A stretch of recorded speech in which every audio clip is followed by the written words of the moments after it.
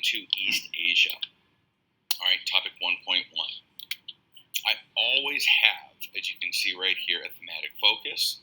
I have the learning objectives, all right, the historical developments that are going to take place all throughout the chapter, okay, and they will focus, or they will kind of try to tackle certain themes such as governance, okay, cultural developments, economics. All right. Now, we understand that geography is the building block, okay, of history, especially world history. So, as you can see right there, okay, from Freemanpedia, shout out to another goat, okay, we use kind of just map analysis right here. We look at Song China, Yuan China, Ming China, okay, Japan, and so forth. So I always ask them, after looking at this map, one can say what? Okay, and I'm not just asking for, well, I see that there's Mongol on the very top.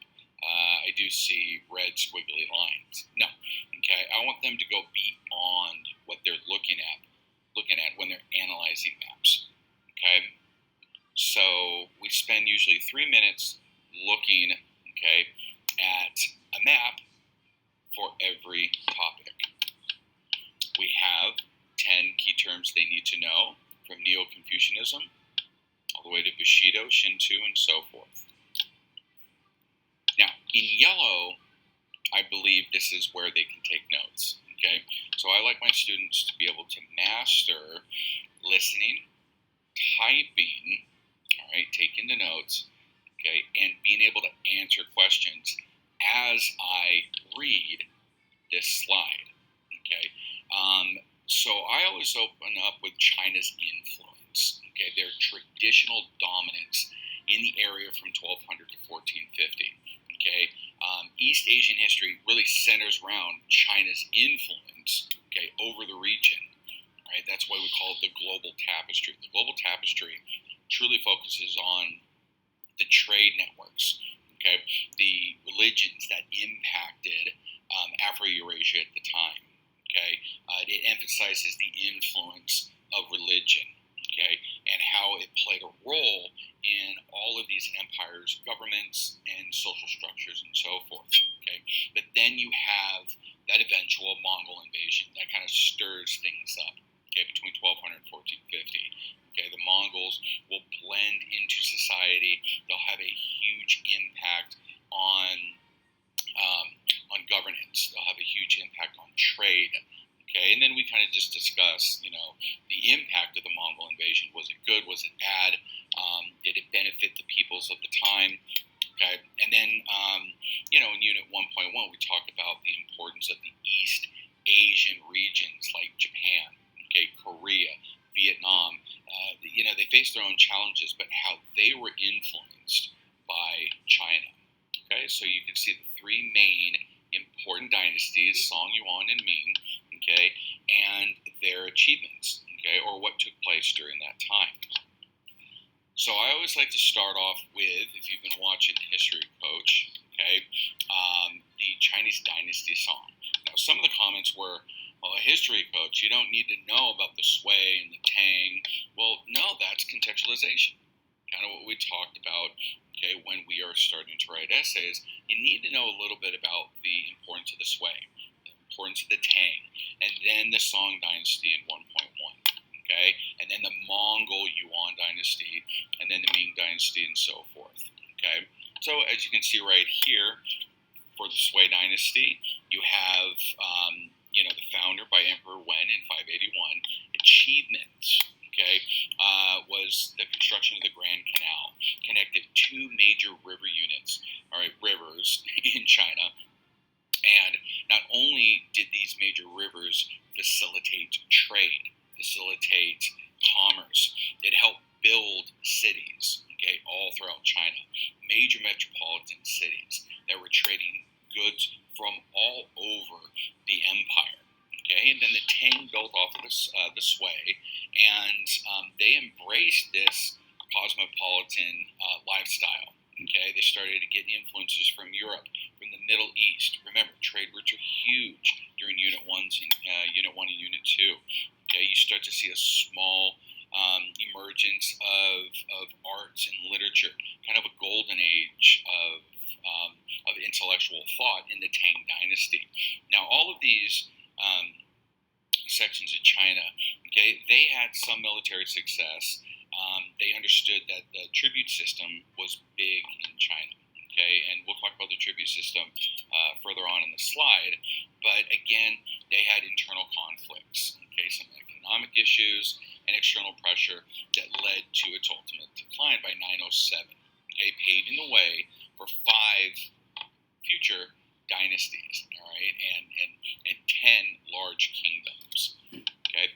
So as you can see right here, this is the impact of the Song Dynasty. Okay, what you need to know, right, is that the Song Dynasty, I'm not going to go over every note, but the Song Dynasty was so influential in government reforms, okay, government efficiency, merit-based administration. But most importantly, the Song Dynasty emphasized the importance of Confucianism. This goes back to the influence of religions that we talked about prior to understanding the importance of geography. Okay, you could see the technological innovations that were fueled the Song Dynasty's economy. Paper money. Okay, we know that when there was a shortage of precious materials that they obviously used for currency, they then went to paper money. Not only did paper money, was important because of currency, it was very important because you could obviously write on the paper. You could write contracts. Obviously, you could write down your history and so forth. So paper was huge when it came to understanding the importance of Song Dynasty. They too faced military challenges, all right, internal challenges. But despite their military setbacks, the Song Dynasty is remembered for its governance reforms, okay, like the civil service exam. Very important you remember that for Unit 1. Now, we know traditionally Unit 1 is not heavily focused, okay, in the AP exam, but again, this is contextualization building off into future units, okay? So you can see some of the key points of bureaucracy, government, okay? Meritocracy, okay? And just like I said, the civil service exam right there, okay? So you can see economic developments in China from 1200 to 1450. So the stability of the Tang and Song dynasties allowed for the Chinese to economically flourish. Okay, a lot of the development was based off of their new technologies that we just talked about. Okay, from the Grand Canal. Now, when you access my digital notebook, you have pretty cool links that I've listed. Okay, to show you what the Grand Canal looks like. Right, the invention of gunpowder. Okay, in forms of weaponry.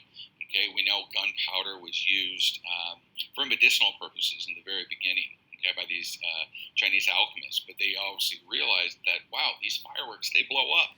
Okay, but possibly in the future, okay, they could blow up rival enemies. Okay, so that became another source of wealth for these Chinese dynasties.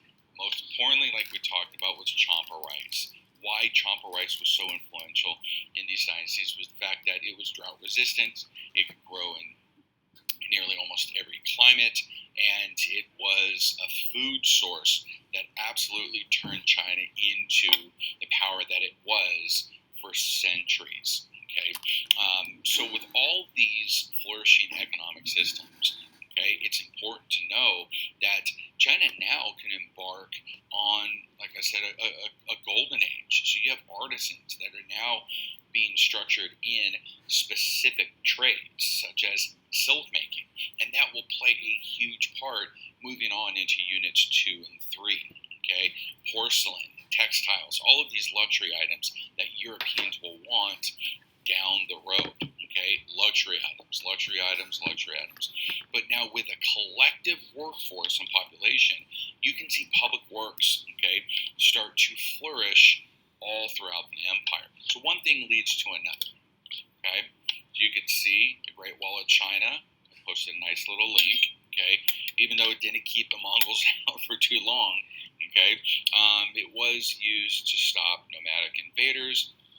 13,000 miles. Stretched all across the central part of China.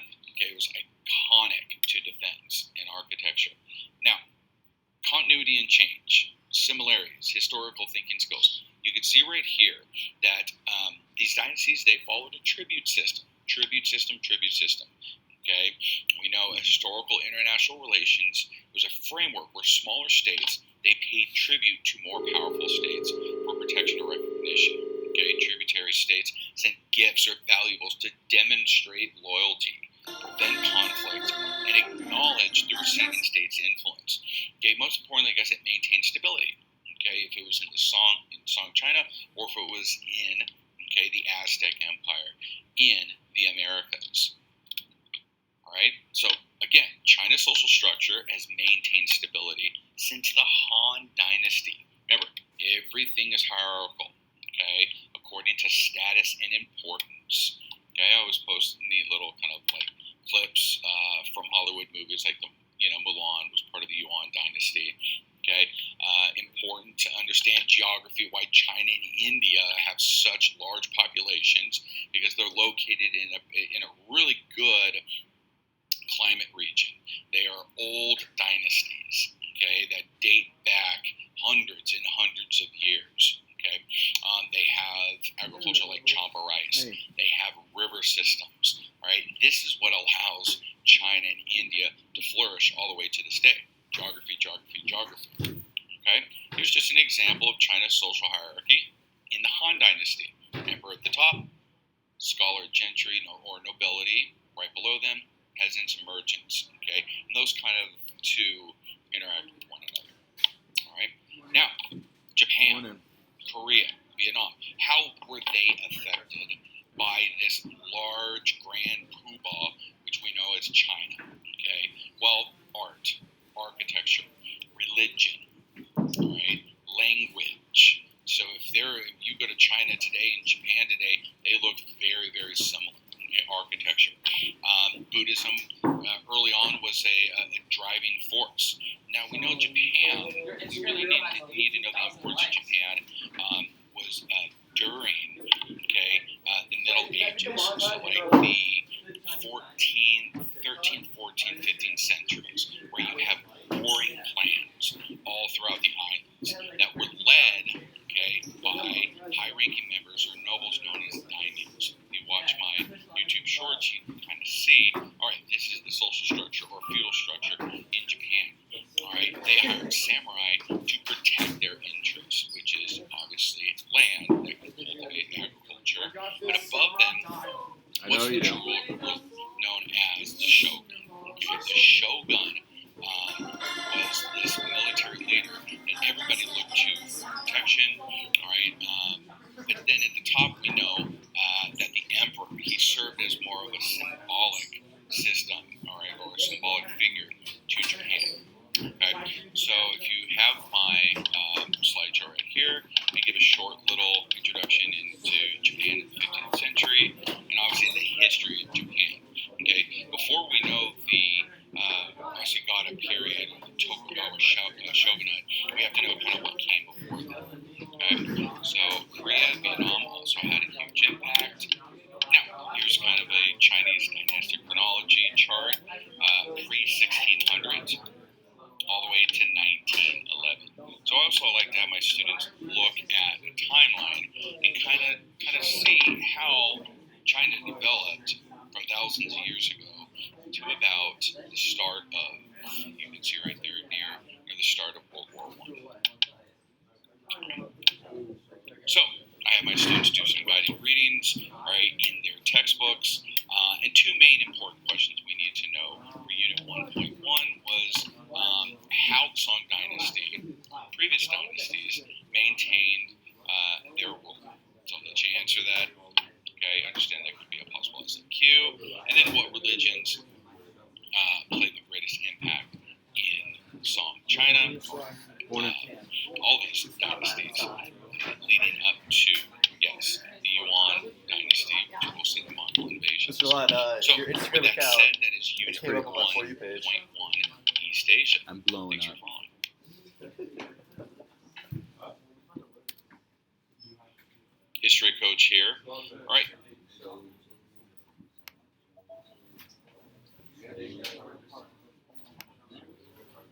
I got this.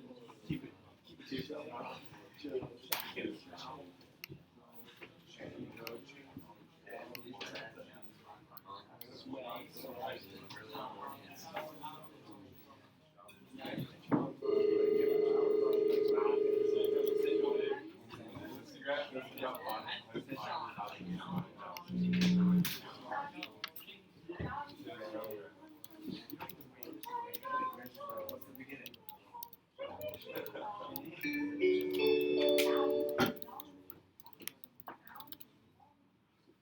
morning.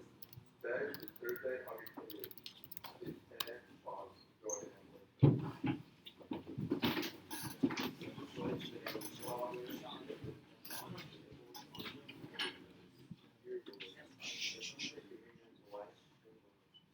give us all strength to live our lives and to love one another. Give us the inner peace to enable you along and support. Give us the courage to forgive one another and most important, give us the strength to be more like your son, that we can love others. Amen. Amen. Pray for us.